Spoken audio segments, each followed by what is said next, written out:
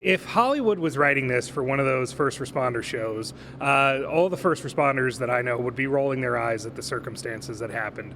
You have a snowstorm. You have a woman in labor in a tractor trailer. Cumberland Goodwill EMS Assistant Chief Nate Herrig says conditions along York Road Sunday morning were a lot worse than they looked on Monday, and that meant the roadside delivery of a baby would be complicated. It required neonatal resuscitation, which is extra care that our paramedics provide to help a child who's been born. So it just seemed over the top. And you also have the snowplow that had to help us kind of with an escort to the hospital. Several medical staffers with Cumberland Goodwill EMS were involved in the response. They headed out in vehicles like this one right here. They've got bags that are helpful in pediatric cases.